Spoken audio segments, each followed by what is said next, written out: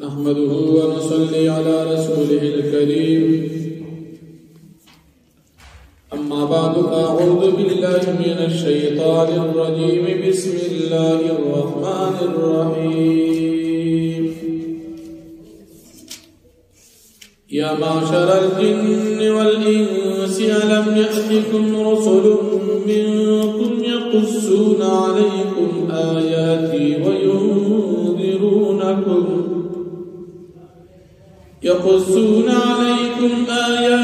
وينذرونكم لقاء يومكم هذا قالوا شهدنا على أنفسنا وغرتهم الحياة الدنيا وشهدوا على أنفسهم أنهم كانوا كافرين. صدق الله العظيم. سورة الأنعام اتم پارا یوسل دیرشتم نمبر آیت دی دی رکو د مخی رکو سرا ربط او مناسبت دادی چی پا مخی رکو کی انسانان او پیریان ماڑو تاد اللہ پاک خطاب ذکر شو اس پدی رکو کی بیا انسانانو او پیریانو تاد اللہ رب العالمین خطاب ذکر کی کلچی دا قیامت ورس اللہ جل شانہ و انسانانو او پیریانو دوارو تا خطاب و فرمائی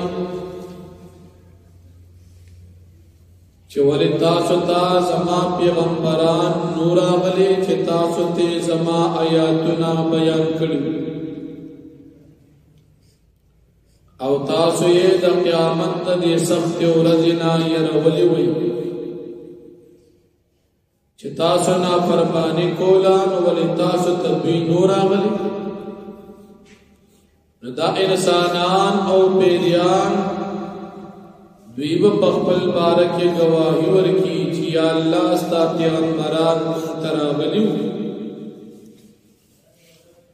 دیب اعلان او اقرار کی چی یا اللہ استا پیغمبران ناغلو لیکن من مخالفت کرو اللہ پاک فرمائی چی دوید اسبابو دا دنیا دا وجن گمراشیو اغیب دوگا کے چولو دا دنیا اسبابو او خواہشاتو دا دی وجن دی ایمان نور ہوئے او دی مدخ بلزان مبارک گواہی ورکی چی یقینا منگ انکار کرو کمی دا پیغمبرانو او دا اللہ پاک دا وعیداتو او دا آیاتونو دا بیانولنو کمی زمن دو یا اللہ جل شانہ دا پیغمبرانو دا لیگلو حکمت ذکر کی کہ پیغمبران اللہ پاک دی دا پار انسانانو تأولیگی چی دا خلق دا اللہ پاک نا خبر کی دا اللہ پاک دا عذابون نے اویری دا جنت او دا نعمتون خوشخبری دی دا بیان کی او دی دا غفلت دا دی خوب نرا پاسی دا دی دا پارا پیغمبران رازی دا سینا چی پیغمبران نی راغلی و سبات دی بیاوی چی منگ تا خسوک راغلی نو چی منگ یہ خبر کریو او منگ سر ظلم شوی دا سینا اللہ پاک پیغمبران بلیگی پیغمبران دا لیگل نباد سبا دا دوی بانن پاتی کی چی منگ تا سکنو راغلی اس پدے یادون کی دار آگلے چی انسانان او پیریان وارو تا پیغمبران راگلے نو پیغمبران او خالی انسانان او تراغلے نو پدے دیکھی مفسرین حضرات فرمائی چی انسان دا جنس دا اولادی پنسبت دا پیری دا جنس وانگے دا دی وجن اللہ پاک پہ انسانانو کی پیغمبران را لے گل دی و پیریانو کی ندی را لے گل البته په پیریانو کې واعظین او نیکان خلق داسې تیر شوي دي چې هغوی خپل قومونه ویروي او بل ټول پیغمبر ټول پیریان د خپل وخت د پیغمبر د شریعت پابند لکه نبی کریم صلی الله علیه وسلم چې پیغمبر د یواز د انسانانو نه بلکې د پیریانو د پاره نو بیا چې کله انسانان لا پیدانو په دغه وخت کې دی ته پیغمبران او د الله پیغام رسولونکي څوک انسانان خلو لکه د آدم علیه السلام د پیدا کېدو نه وړاندې خو صرف پیریان تیر شوي نو د الله دین دی ته چا رسول نو مفسرین حضرات فرمایي چې په دغه وخت کې به د الله پاک پیغامات دی ته فرشتو رسول او د الله پاک پیغام نه پیدي خبرور نه چې کله دی بغاوت وکړو فرشتي را لدی او ټکول او داغه نه بعد آدم علیه السلام پیدا دا څنګه دا چې انسانانو ته الله پیغام والا خلق راغلي دو پیریانو ته نه راغلي نو بیا د پیریانو خو بیا ګیله پاتې کیږي چې موږ ته چا دین نه دی بیان نبی کریم صلی الله علیه وسلم خپل باندې پیریانو ته خپل دین بیان کړی پیغمبر پیریان دا هم نبی علیہ السلام د شریعت مکلف او بیا الله جل شانه فرمایي چې د هر چا د خپل عمل مطابق بدل کچانه کا اعمال کړي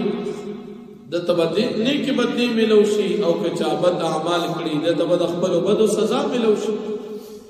د هر چا د خپل عمل مطابق انجام او بیا الله جل شانه دا مشرکان د مکی د دنیا د عذاب نه یری چې الله جل شانه بے پروا د خپل مخلوق د عبادت الله پاک محتاج نه دی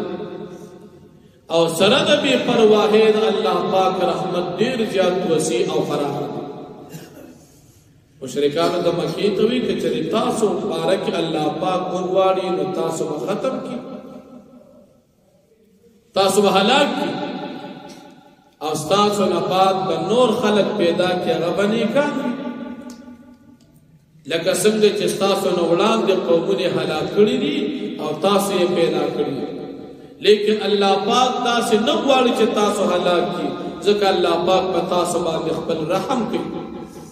خاوند رحمت سره د شرک او د کفر تاسو هلاکای نه او الله پاک تاسو له ژوند درکړي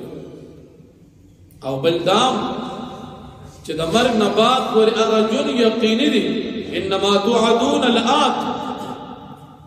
د کوم شي د سر پیغمبر علیہ السلام وعده کې قیامت او عذابنا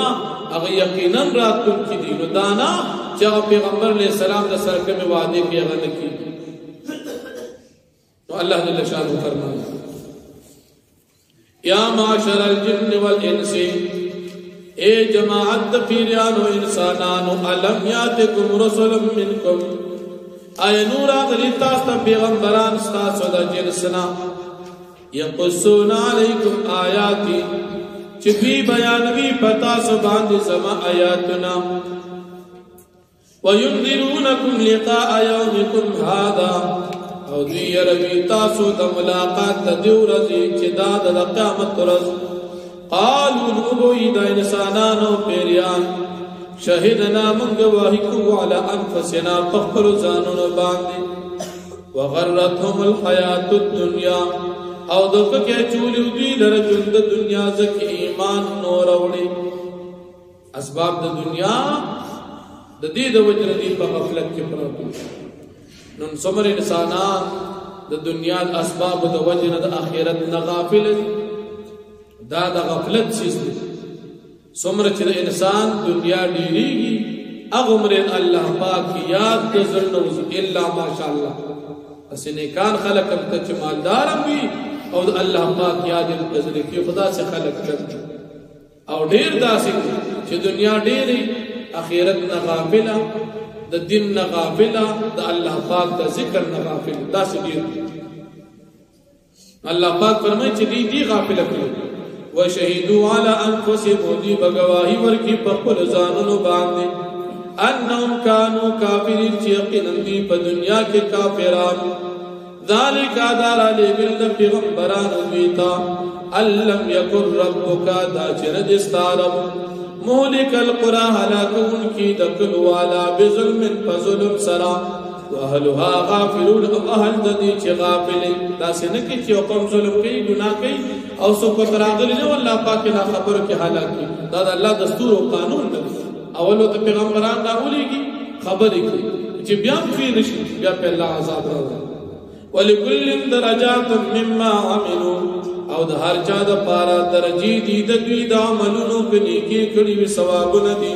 او که گناہ کڑی دی عذاب ندی وما ربك بغافل عما يعملون او ندستاربنا خبرات بيد عملنا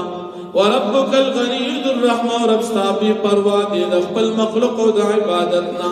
ذو الرحمتي خاون دا رحمت دي پریگر دا پیغمبران این اشا یدھبکم کچر اللہ پاک اگواری نتا سما ختم کی پہلاک ولسرے دمکی خلق ویستخلف من بعدکم او خلیفگان بجوڑ کی رست استاسنا ما یشاء اغچ اللہ پاک اگواری کمان شاکم لکسنگ چتاس پیدا کری وی من ذریت قوم آخرین اولاد دا قوم نچرستنیو انما توعدون لآتن کمان شاکم لکسنگ چتاس پیدا کری من ذریت قوم اولاد دا قوم آخرین چاگن اورو دا مخنو خلق دا قوم نتاس پیدا کری انما توعدون الآتِ یقینا غوادہ چتا سرکول شید قیامت او دا عذاب خام قارات من کدا وما انتم بمعجزین او تاسنی بچ کی دن کدا اللہ پاک دا عذابنا واخذ